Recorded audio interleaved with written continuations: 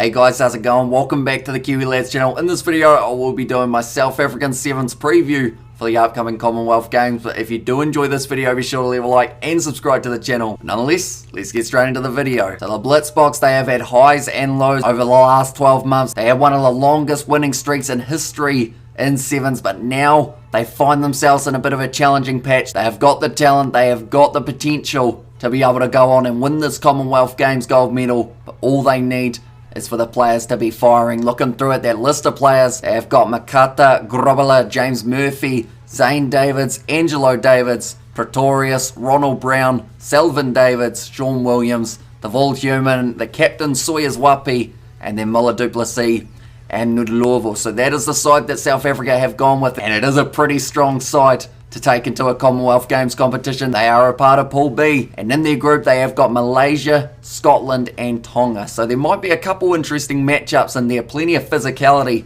throughout that group, and I can't wait to see Scotland versus South Africa. I feel like that's always a ripper of a game, and also the unpredictability of what we might see from Tonga throughout this competition. But first of all, they have got Malaysia, 10:56 p.m. on Friday night. That is when they are taking on the Malaysians, and we haven't really seen too much of Malaysia in terms of coming up against opposition the caliber of South Africa. It's quite hard to find teams of that level, but Malaysia, I hope that they do have a decent performance in this contest, although I feel South Africa should be able to take it relatively comfortably. Then their next game will be up against Tonga. That is at 7:48 a.m. on Saturday morning, and that game is a bit of an intriguing one. We've only seen Tonga recently join back into the sevens, and that was for Oceania Sevens, which was actually more recently than we've seen South Africa in action. The last time we saw them was for the last World Sevens leg, and then their last game, I mentioned it a little bit earlier on, at 11:18 p.m. New Zealand time on Saturday night, South Africa will take on Scotland. That's going to be brilliant. We're going to get to see Jordan Edmund running straight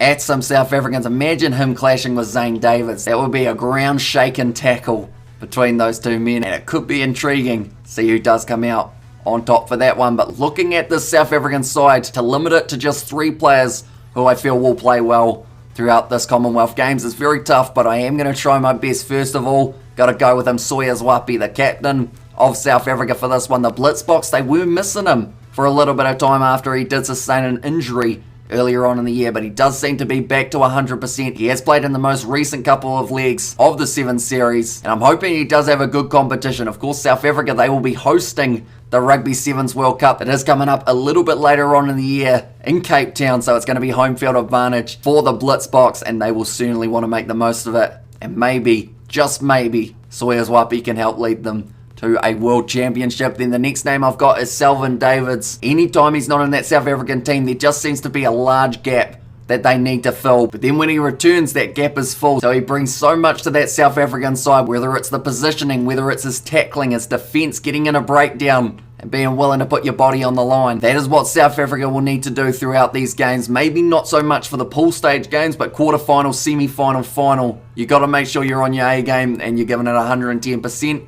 And Salvin Davids will always give you that. And the last player that I have got, it is actually another man with the last name Davids, this time Zane Davids. I mentioned earlier on about him going head-to-head with Scotland, and that extra size that he brings is something that we don't really see too much of in 7 sides, with a big man who's agile and also has got quite the solid frame. Zane Davids, he can put a big hit in, but he can also run over the top of an opposition player. I want to see how he goes up against Malaysia. That is, if they even decide to play him. Maybe they have him come off the bench for only a couple minutes, rest a couple of those big players for the Tonga and Scotland games. But nonetheless, now we're up to that point of trying to predict where South Africa will finish in their group. They've had a couple decent legs of the 7s, and they've had some not so decent legs of the 7s recently. So I think it's all going to come down to whether or not they beat Scotland.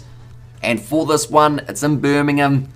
I think South Africa do it. So I'm going to say South Africa finish number 1, Scotland finish number 2, and that would mean that Tonga and Malaysia do end up missing out. But nonetheless, thank you all very much for tuning in. If you did enjoy, be sure to leave a like and subscribe. We will be back for our live commentary of the matches on the channel, so be sure to check that out as well. Thank you all very much, and I will see you all for the next one.